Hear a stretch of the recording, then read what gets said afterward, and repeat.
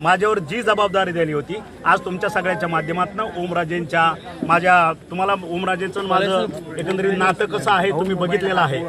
आज मुलाप्रमाणे मी त्याच्याकडे बघितलं जातं, मी बघतो त्याच्यावरती त्या पद्धतीचं प्रेम करतो आणि माझ्या शब्दाला त्यानं तडा जाऊ दिलेला नाही।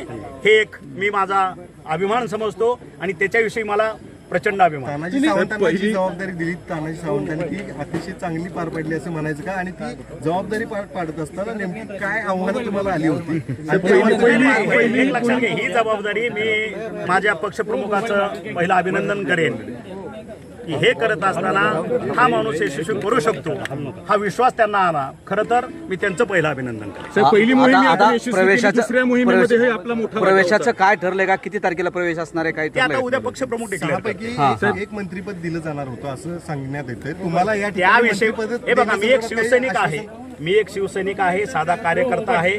मंत्रिपद कुणाला दिलं, त्यांनी वरती आश्वासन काय दिलं, 6 मध्ये काय ठरवलं हा माझा विषय नाही। मी एक सामान्य कार्यकर्ता, लढाईचं ठरवलं, रस्त्यावरती उतरलो आणि ओमराजेंनी आमच्या शब्दाला किंमत दिली आणि ती मोहीम यशस्वी झाली। ह्याच्यातच मी माझे धन्यवाद।